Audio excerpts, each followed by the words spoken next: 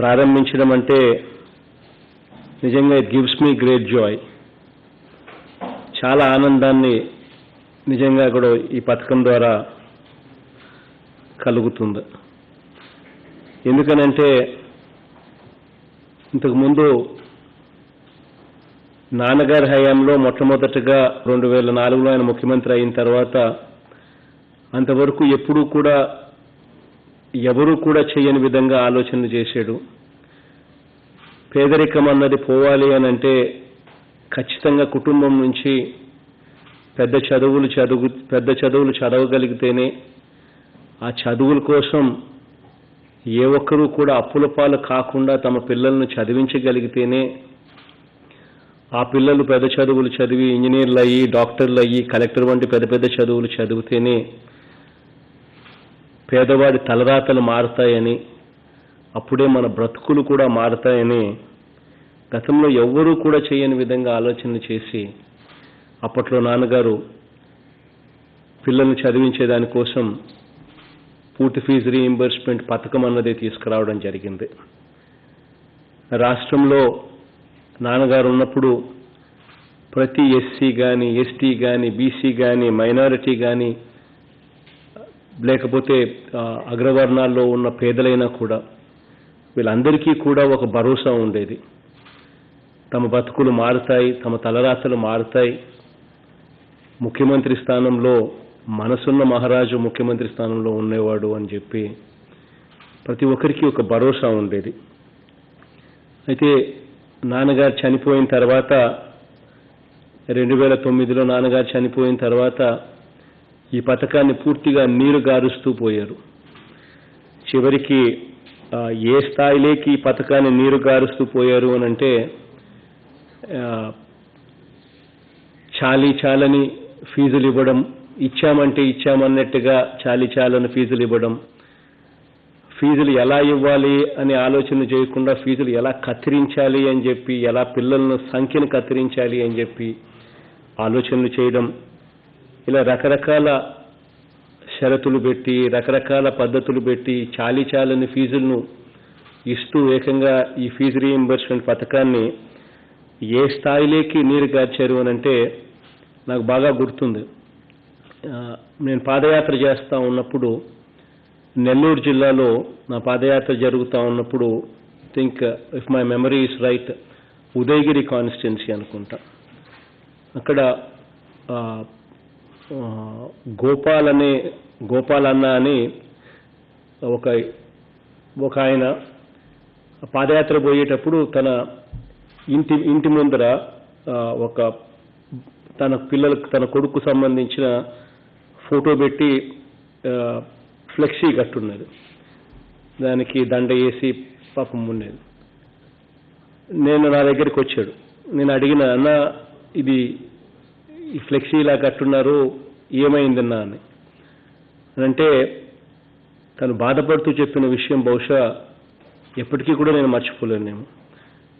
నా కొడుకు బాగా చదివాడు, నా కొడుకు మంచి ఇంటర్మీడియట్లో మంచి మార్కులు వచ్చాయి, ఇంటర్మీడియట్లో మంచి మార్కులు వచ్చిన తర్వాత నా కొడుకును పెద్ద చదువుల కోసం ఇంజనీరింగ్ చదువుతాను అని అన్నాడు.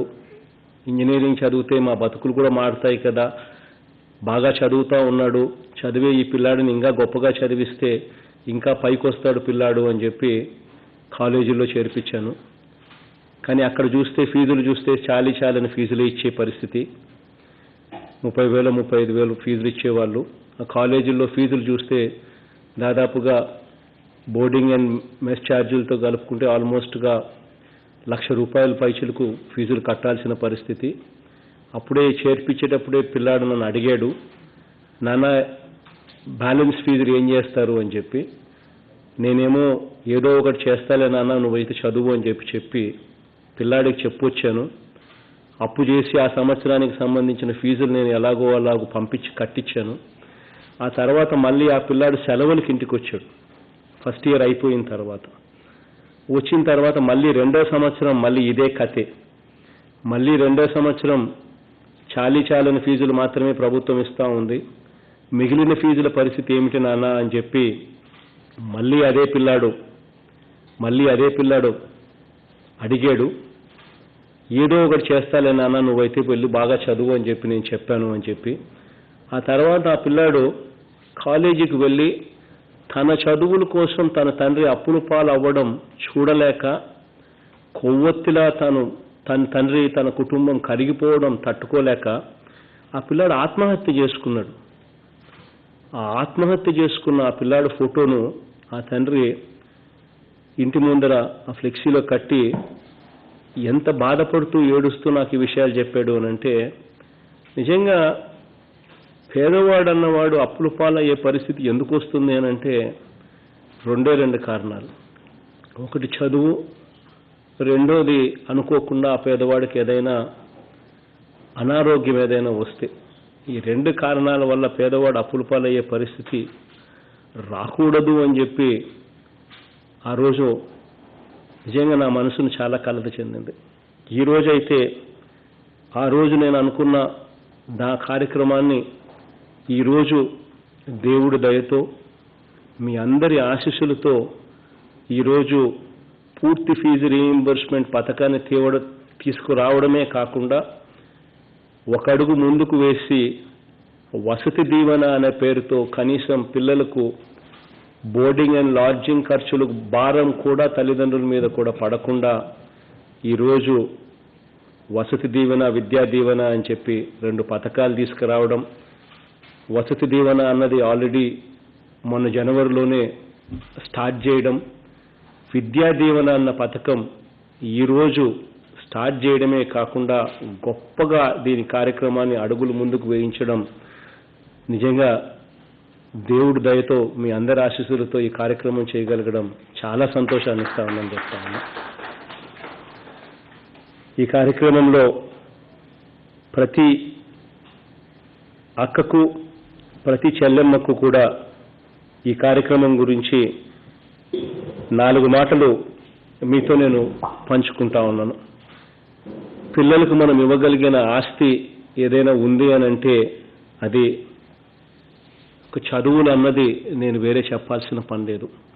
కుటుంబం నుంచి ఒక్క పిల్లాడన్నా కూడా గొప్పగా చదివించగలిగితే, ఒక్క పిల్లాడన్నా ఇంజనీరింగో, డాక్టరో లేదా కలెక్టర్ వంటి ఏ పెద్ద చదువులు చదవగలిగినా కూడా ఆ పిల్లాడు మంచి జీతాలు వస్తాయి.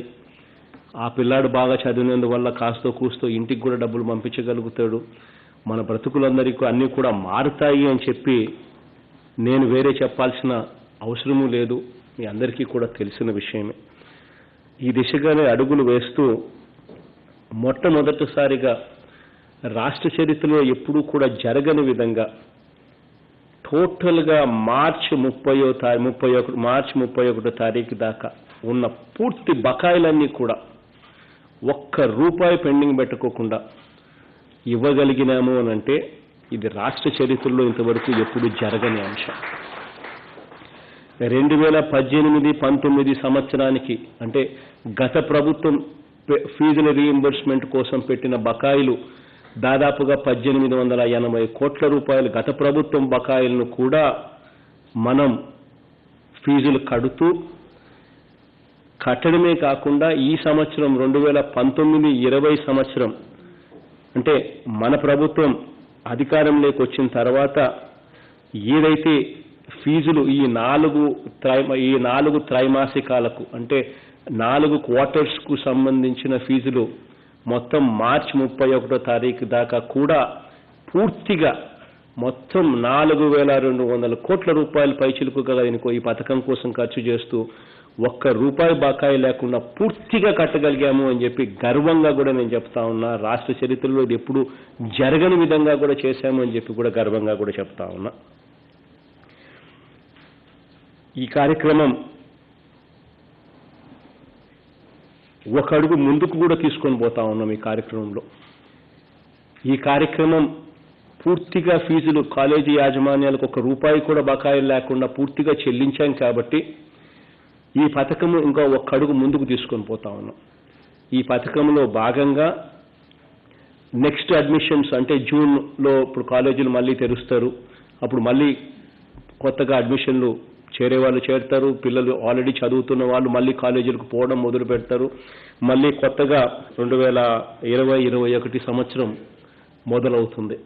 ఈ 2020-21 సంవత్సరం ఏదైతే మొదలవుతుందో ఆ మొదలయ్యే ఆ సంవత్సరానికి సంబంధించి టోటల్గా ప్రతి త్రైమాసికం అంటే జూన్ది ఫీజులు ఫస్ట్ త్రైమాసికం జూన్, జూలై, ఆగస్ట్, సెప్టెంబర్లో త్రైమాసికం అవుతుంది. జూన్ త్రైమాసికం ఫీజులు సెప్టెంబర్లో ఏకంగా తల్లుల ఖాతాలకే వేస్తాం. ఆ ఫీజులు తల్లులకే ఇస్తాం. అట్లా ప్రతి క్వార్టరు ప్రతి త్రైమాసికం ఫీజులు తల్లుల చేతిలోనే పెట్టే కార్యక్రమం చేస్తాం. ఆ తల్లులు ఆ ఫీజులు కాలేజీలకు వాళ్ళే వెళ్ళి కాలేజీ యాజమాన్యాలకు ఫీజులు వాళ్ళే కట్టే కార్యక్రమం చేస్తాం. ఎందుకు ఈ కార్యక్రమం చేస్తా ఉన్నామనంటే తల్లులు ఎప్పుడైతే ఫీజులు కట్టడం మొదలు పెడతారో అప్పుడు కాలేజీ యాజమాన్యాలను తల్లులు అడగగలుగుతారు. ఎందుకంటే తల్లులే ఫీజులు కడతా ఉన్నారు కాబట్టి ఆ కాలేజీల్లో ఫెసిలిటీస్ బాగలేకపోయినా, ఆ కాలేజీల్లో టీచింగ్ స్టాఫ్ కానీ బాగలేకపోయినా, ఇంకొకటైనా కానీ ఆ కాలేజీ యాజమాన్యాలను తల్లులు ప్రశ్నించగలిగే పరిస్థితి వస్తుంది. అదొకటే కాకుండా తల్లులు ప్రతి 3 నెలలకు ఒకసారి ఫీజులు డైరెక్ట్గా నేరుగా వాళ్ళే కడితే అప్పుడు తల్లులు మన పిల్లలు ఎలా చదువుతున్నారు, వాళ్ళకు 75% అటెండెన్స్ ఉందా లేదా, మన పిల్లలు కూడా కాలేజీలకు కూడా వస్తున్నారా లేదా అన్న అంశం కూడా తెలుసుకోగలుగుతారు. దీనివల్ల ఆత్మగౌరవం పెరుగుతుంది. మనమే కాలేజీలకు ఫీజులు కడతా ఉన్నాం కాబట్టి కాలేజీని ప్రశ్నించగలిగే పరిస్థితులకు కూడా మనం పోతాం అని ఈ మార్పు కూడా చేయగలుగుతా ఉన్నాము అని చెప్పి కూడా ధైర్యంగా కూడా నేను చెప్తా ఉన్నా. ఎందుకనంటే ₹1 కూడా బకాయిలు పెట్టకుండా కాలేజీ యాజమాన్యాలు కట్టాల్సిన ఫీజులన్నీ కట్టేశాం కాబట్టి కాలేజీ యాజమాన్యాలు కూడా ధైర్యంగా ఓకే ఈ ప్రభుత్వం పిల్లల చదువులు కట్టుబడి ఉంది, ఖచ్చితంగా ఈ ప్రభుత్వం మా ఫీజుల్లో ఎటువంటి జాప్యం కూడా చేయదు అన్న నమ్మకం కాలేజీ యాజమాన్యాలకు కూడా ఇస్తాం. ఇది ఒక కొత్త ఒరవడికి నాంది పలుకుతుంది అని కూడా సగర్వంగా ఈ వేదిక మీద నుంచి తెలియజేస్తా ఉన్నాను. అంతేకాకుండా పిల్లల కోసం వసతి దీవెన అని జనవరిలో ఇంతకుముందు స్టార్ట్ చేశాం. సంవత్సరానికి 2 సార్లు, జనవరి, ఫిబ్రవరిలో ఒకసారి, మళ్ళీ జూలై, ఆగస్టులో మళ్ళీ రెండోసారి పిల్లలకు వసతి కోసము బోర్డింగ్ అండ్ లాడ్జింగ్ ఎక్స్పెండిచర్ కోసం సంవత్సరానికి ప్రతి పిల్లాడికి ₹20,000 అది కూడా తల్లులకే ఇస్తాం. సంవత్సరానికి 2 సార్లు ఇస్తాం. సంవత్సరానికి 2 దఫాల్లో ఒక్కొక్క దఫా ₹10,000 చొప్పున జనవరి, ఫిబ్రవరిలో ఒక 10,000 ఇప్పటికే ఇవ్వడం జరిగింది. మళ్ళీ జూలై, ఆగస్టులో మరో 10,000 తల్లులకు మళ్ళీ వాళ్ళ ఖాతాలో కూడా వసతి దీవెన కూడా ఇవ్వడం కూడా జరుగుతుంది. ఈ వసతి దీవెన, ఈ విద్యా దీవెన, ఈ రెండింటి వల్ల ఏ తల్లి కూడా తమ పిల్లల్ని చదివించుకునే దానికోసం అప్పుల పాలు కాకుండా ఏమాత్రం కష్టపడకుండా తమ పిల్లలను గొప్పగా చదివించగలుగుతామని సంపూర్ణ నమ్మకం, విశ్వాసంతో ఈ గొప్ప కార్యక్రమానికి కరోనా కష్టాలు ఎన్నున్నా కూడా ఈ కార్యక్రమానికి శ్రీకారం చుడతా ఉన్నానని చెప్పి కూడా తెలియజేస్తా ఉన్నాను ప్రతి తల్లికి కూడా. అంతేకాకుండా ప్రతి తల్లికి కూడా ఇంకొక విషయం కూడా చెప్పాల్సిన అవసరం ఉంది. ఇప్పుడు మనం గడిచిన సంవత్సరాలలో అడ్మిషన్ తీసుకున్న వారికే కాకుండా పై తరగతులు చదువుతున్న విద్యార్థులకు కూడా పూర్తి ఫీజు రీయింబర్స్మెంట్ పథకాన్ని మన ప్రభుత్వం ఈ సంవత్సరం నుంచి అమలు చేస్తా ఉన్నాం. కాబట్టి 2019-20 సంవత్సరంలో, అంటే లాస్ట్ ఇయర్ 2019-20 సంవత్సరంలో ఏదైనా కాలేజీకి ఎంతైనా కానీ ఫీజు లేదా స్పెషల్ ఫీజు, కాలేజీలకు కూడా చెప్తాం, ఫీజులు అనేటివి ఒకటే ఫీజులే, ఇంకా ఫీజులు స్పెషల్ ఫీజులు అని రకరకాలుగా తీసుకునేదానికి కూడా ఇంకా వీలు ఉండదు.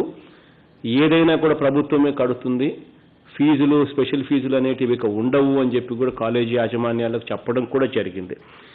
ఈ 19-20 సంవత్సరంలో, అంటే లాస్ట్ ఇయర్, ఈ సంవత్సరం మనం అధికారంలోకి వచ్చిన ఈ సంవత్సరంలో వాళ్ళ పిల్లల కోసం ఏదైనా ఫీజులు కన్నా ఒకవేళ కట్టి ఉంటే కాలేజీ యాజమాన్యాలు కన్నా ఏదైనా ఆ ఫీజులు తల్లుల దగ్గర నుంచి, ఆ పిల్లల దగ్గర నుంచి కానీ తీసుకోవడం కానీ జరిగి ఉంటే ఇప్పుడు కాలేజీ యాజమాన్యాలకు మనం పూర్తి ఫీజులు చెల్లిస్తున్నాం కాబట్టి రూపాయి కూడా బకాయి లేదే కాబట్టి ఆ కాలేజీ యాజమాన్యాలు తల్లులకు ఫీజులు వెనక్కి ఇవ్వాలి. ఎందుకనంటే ఒకవేళ ఫీజులు కట్టి ఉంటే, తీసుకొని ఉంటే. ఆ కాలేజీ యాజమాన్యాలకు, తల్లులకు ఇద్దరికీ కూడా ఈ మేరకు లేఖలు కూడా రాశాము. బహుశా గ్రామ వాలంటీర్లు మీ దగ్గరికి వచ్చి ఈ లేఖలు కూడా రేపు మన్నాడులో మీకు ఆ లేఖలు కూడా అందుతాయి. కాలేజీ యాజమాన్యాలకు చెప్పడం జరిగింది, తల్లులకు చెప్పడం జరిగింది. ఒకవేళ తల్లుల దగ్గర నుంచి కాలేజీ యాజమాన్యాలు ఏమన్నా ఫీజులు కనుక ఒకవేళ తీసుకుని ఉంటే, మన ప్రభుత్వం ఆ ఫీజులు చెల్లించింది కాబట్టి ఆ ఫీజులు తిరిగి తల్లులకు వెనక్కి ఇవ్వాలి అని చెప్పి కాలేజీ యాజమాన్యాలకు చెప్పడం జరిగింది. ఒకవేళ ఏదైనా బై ఛాన్స్ ఒకవేళ కాలేజీ యాజమాన్యాలు ఏదైనా అలా చెయ్యని పరిస్థితి ఏదైనా ఉంటే, ఆ లెటర్లోనే మీకు రాసిన లేఖలోనే, తల్లులకు రాసిన లేఖలోనే ఒక నెంబర్ కూడా 1902 అనే నెంబర్ కూడా రాశాము. ఆ నెంబర్కు ఫోన్ చేస్తే, ఏ తల్లైనా కూడా ఆ నెంబర్కు ఫోన్ చేస్తే వెంటనే ప్రభుత్వమే స్పందించి కాలేజ్ యాజమాన్యాలతో మాట్లాడి ఆ డబ్బులు వచ్చేట్టుగా కూడా ఖచ్చితంగా రాబట్టి ఇచ్చే కార్యక్రమం కూడా ప్రభుత్వం కూడా చేస్తుంది అని కూడా తల్లులకు కూడా తెలియజేస్తా ఉన్నాను. ఇదొకటే కాకుండా తల్లులు నెక్స్ట్ ఇయర్ నుంచి, అంటే 2020-21 సంవత్సరం నుంచి, నెక్స్ట్ ఇయర్ నుంచి ప్రతి 3 నెలలకు ఒకసారి ప్రభుత్వం ఫీజులు తల్లులకు ఇస్తుంది. తల్లులు వెళ్ళి కాలేజీ యాజమాన్యాలకు ఫీజులు కడతారే కాబట్టి అక్కడికి వెళ్ళినప్పుడు ఆ తల్లులు ఆ కాలేజీలు చూసినప్పుడు, ఆ కాలేజీలో వసతులు, ఆ కాలేజీలో ఫెసిలిటీస్ గురించి, టీచింగ్ స్టాఫ్ గురించి ఎక్కడైనా ఇంప్రూవ్మెంట్ సరిగ్గా లేదు, ఈ కాలేజీల్లో ఫెసిలిటీస్ సరిగ్గా లేవు అని తల్లికి అనిపిస్తే, ఆ ఫెసిలిటీస్ బాగుపరచాలి అని చెప్పి కానీ తల్లికి కానీ అనిపిస్తే, ఆ తల్లి అదే 1902 అనే నెంబర్కు ఎప్పుడు కూడా తల్లి గుర్తుపెట్టుకోమని అడుగుతా ఉన్నా. ఆ నెంబర్ ఎప్పటికీ కూడా యాక్టివేషన్లోనే ఉంటుంది. పోయినప్పుడు కూడా మీకు ఏదైనా కాలేజీలు ఇంకా బాగుపరచాలి, ఫెసిలిటీస్ సరిగ్గా లేవు కాలేజీలో అని చెప్పి అనిపిస్తే, ఆ 1902 నెంబర్కి ఆ తల్లి ఫోన్ చేసి చెప్పొచ్చు. అది హైయర్ ఎడ్యుకేషన్లో ఆ కాల్ సెంటర్ నేరుగా కూడా పెట్టడం జరుగుతూ ఉంది విత్ సీఎం ఆఫీస్ సూపర్వైజన్. కాబట్టి వెంటనే కాలేజీ యాజమాన్యాలకు అటువంటి ఫెసిలిటీస్ ఏదైనా లోపించినా, టీచింగ్ స్టాఫ్ సరిగ్గా లేకపోయినా, టీచర్లు సరిగ్గా లేకపోయినా కూడా తల్లులు కంప్లైంట్ చేసిన వెంటనే ప్రభుత్వం వెంటనే యాక్టివేట్ అవుతుంది. కాలేజీల్లో మళ్ళీ ఆ పరిస్థితులు ఇంప్రూవ్ చేసే విధంగా కూడా అడుగులు వేస్తాం. సో దానివల్ల కాలేజీలో పరిస్థితులు, వ్యవస్థ బాగుపడుతుంది, తల్లులకు మోర్ అకౌంటబిలిటీ వస్తుంది. తల్లులు ఫీజులు కట్టే విషయంలో ఏమాత్రం కూడా ఇబ్బంది పడకుండా పిల్లలను గొప్పగా చదివించుకునే పరిస్థితులు కూడా వస్తాయని కూడా తెలియజేస్తూ, మీ పిల్లలను గొప్పగా మీరు చదివించండి. అన్ని రకాలుగా ఒక అన్నగా, ఒక తమ్ముడిగా, మీ కుటుంబ సభ్యుడిగా ప్రతి తల్లికి నేను చెప్తున్నా, ఈరోజు మీ బిడ్డ ఈ స్థానంలో ఉన్నాడు, మీ అన్న, మీ తమ్ముడు ఈ స్థానంలో ఉన్నాడు. అన్ని రకాలుగా మీ పిల్లల దగ్గరుండి నేను చదివిస్తాను అని చెప్పి హామీ ఇస్తా ఉన్నాను.